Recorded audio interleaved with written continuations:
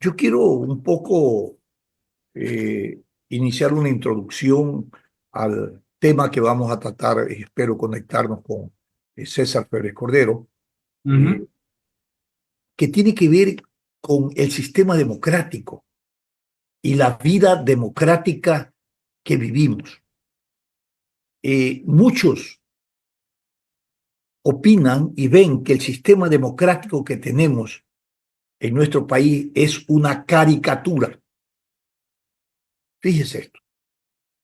Y por cierto, cuando nos podemos a revisar cuáles son los elementos que caracterizarían una democracia como caricatura, están justamente en el accionar político y en el accionar del poder, porque permanentemente imitan o parodian los principios y procedimientos democráticos que en la realidad carecen de legitimidad, transparencia y rendición de cuentas.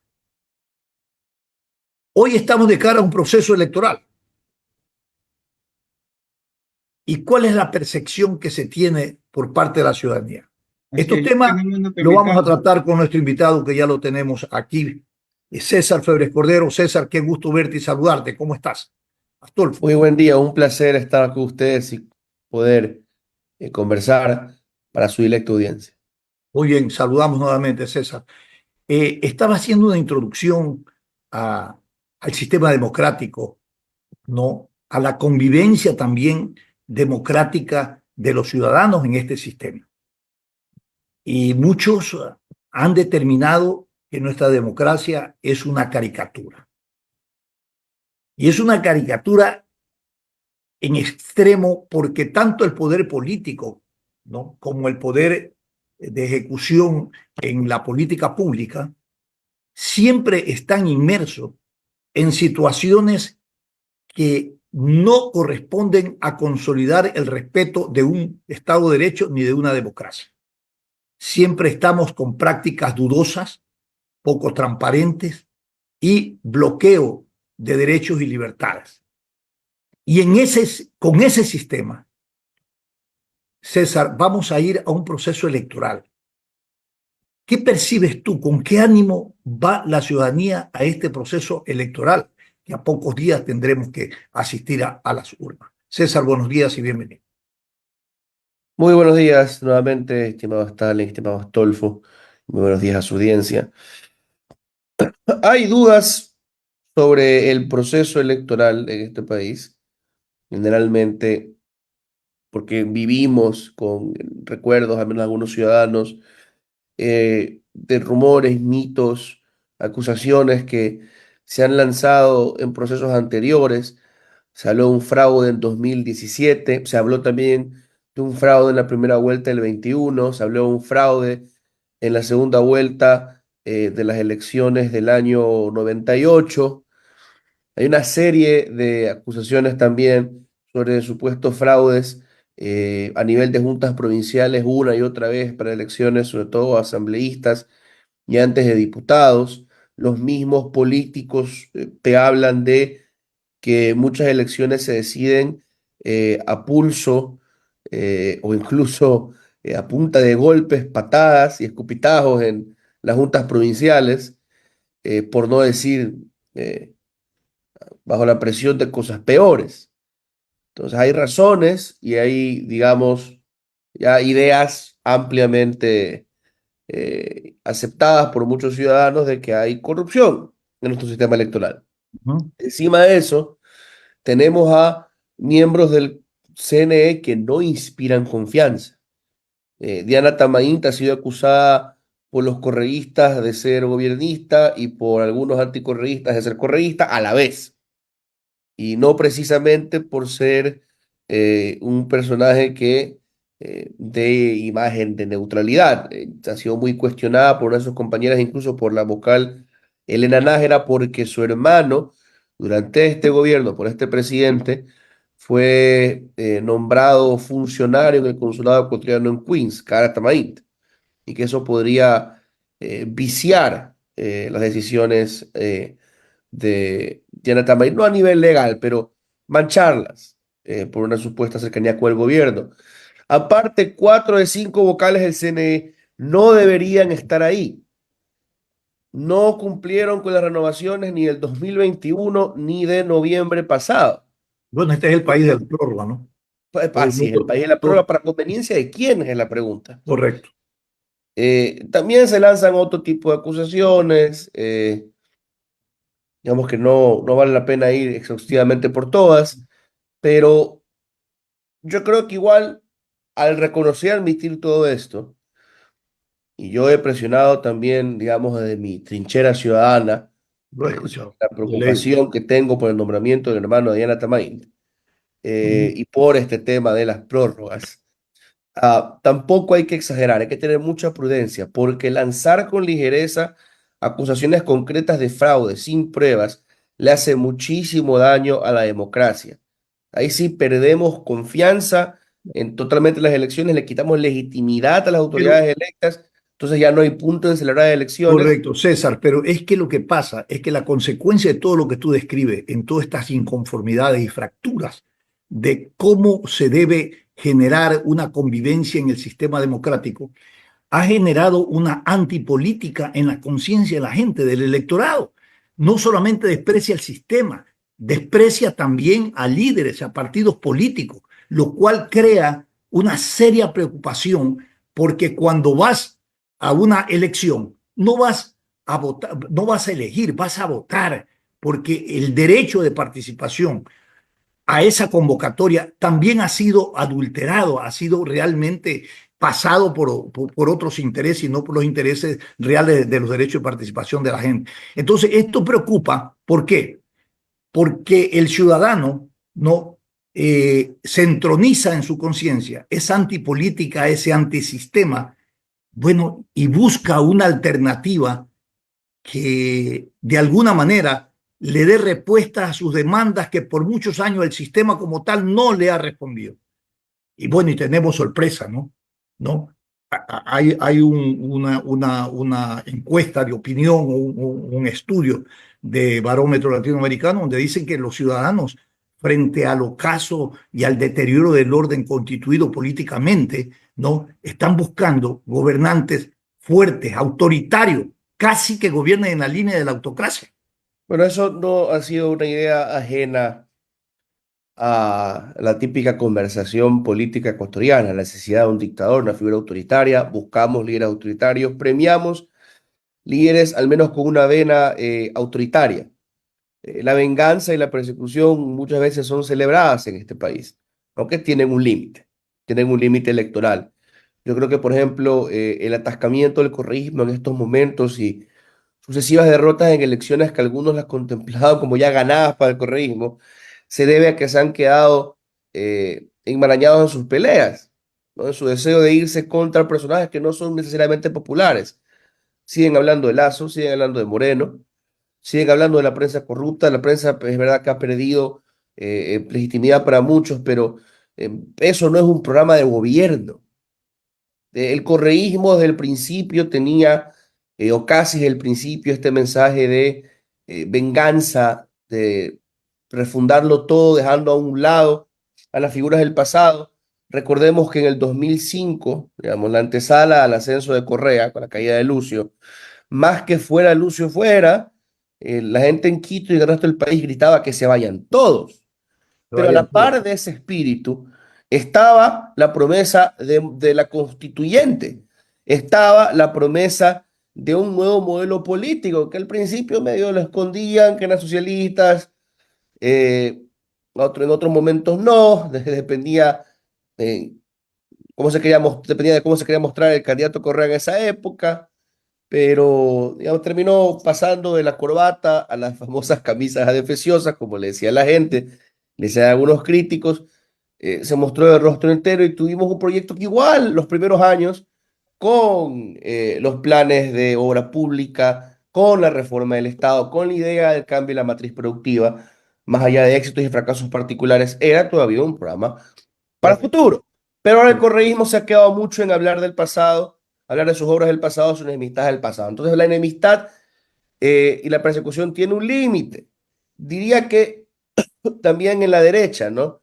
Guillermo Lasso habló de que sus enemigos oponentes estaban financiados por el narcotráfico, acusó de eso a la CONAIE, acusó de eso al correísmo, habló de conspiraciones entre el correísmo, la CONAIE y el sociocristianismo, nunca dio ejemplos concretos, nunca logró mostrar que había castigado a alguien, solamente metió preso por breves momentos a Leonidas Issa, y lo que se ganó fue una movilización más fuerte, seguramente en el 2022.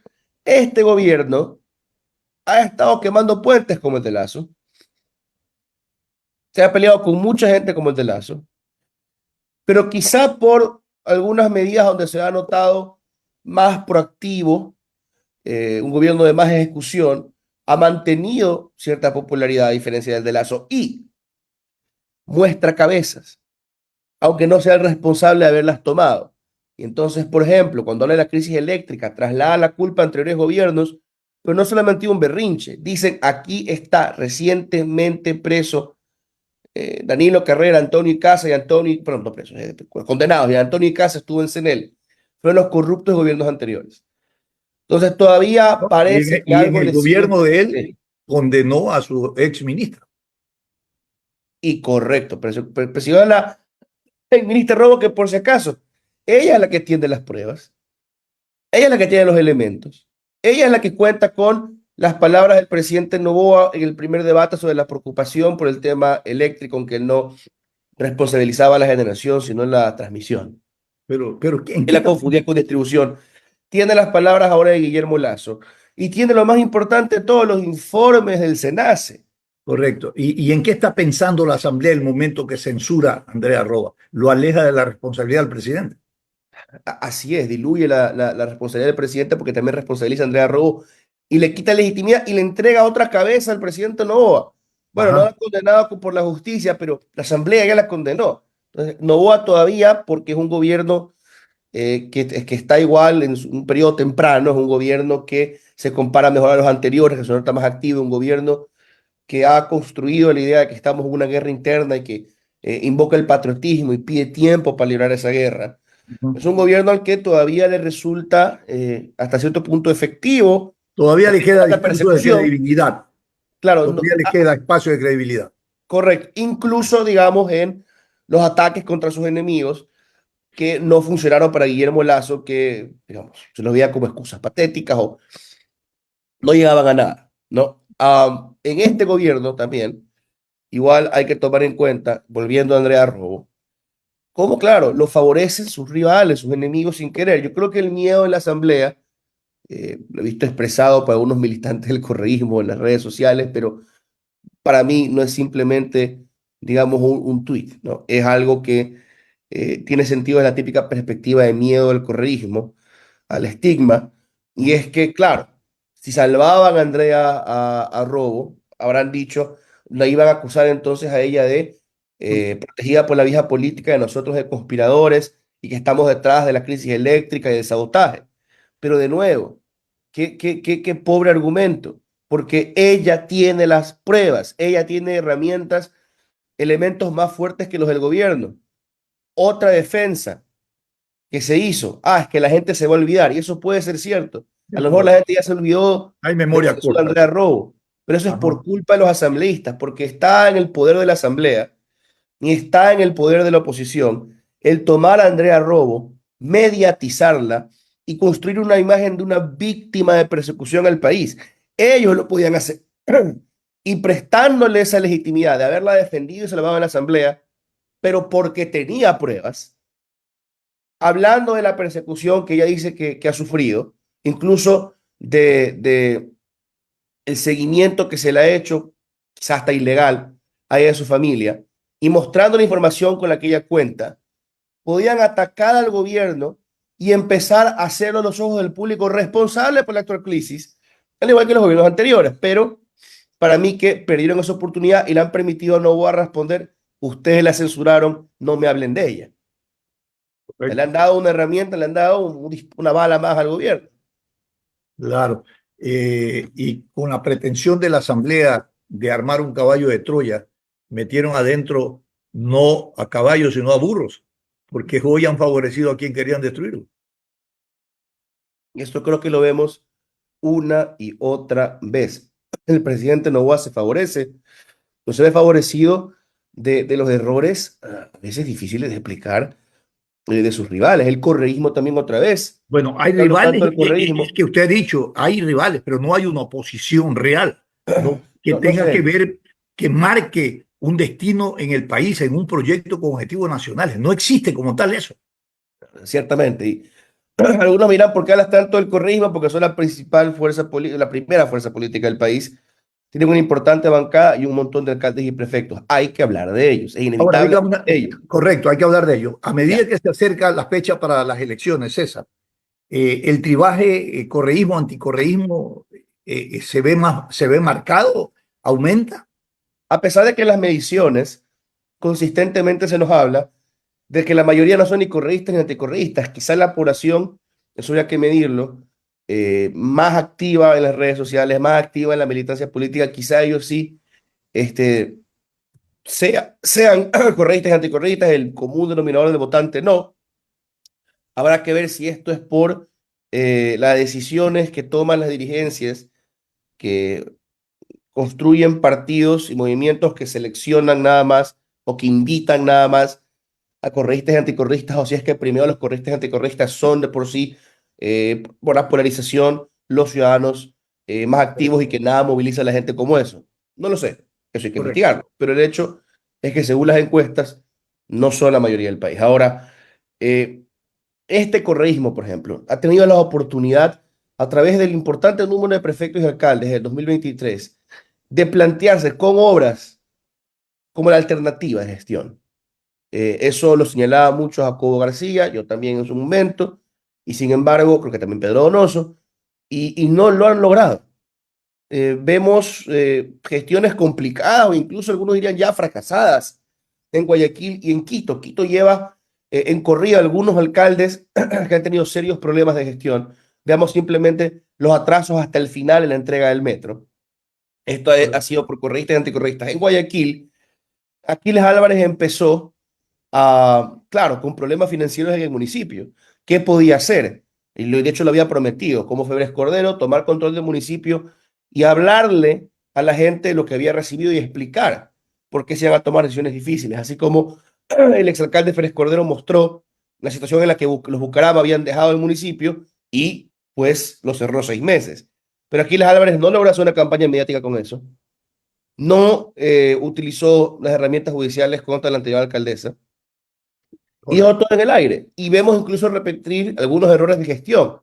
Abren calles, quebrando negocios en los peores meses del año para hacer eso, por lo menos en lo que respecta al sector comercial o terminan las obras. Yo Correcto. creo que también ha hecho cosas positivas como lo de Monte Sinaí, darle agua a Monte Sinaí, pero esa bandera de lucha, por ejemplo, creo que ya la dejaron botada. Claro, esa es Cuando, una política municipal social de bastante interés y no se le explotó, no se le ha explotado. Sin embargo, hoy después de Guayaquil, que, mi querido César, para terminar, sin embargo, hoy Guayaquil es el epicentro de una disputa política entre el gobierno de Daniel Noboa y el alcalde Álvarez. ¿Hacia dónde va esta confrontación? ¿Cuál es el efecto para la ciudad y para la gestión del GAT municipal y para el gobierno? sin duda, para el ciudadano al menos, es algo negativo. Necesitamos que el alcalde de Guayaquil y que el presidente de la República trabajen de la mano.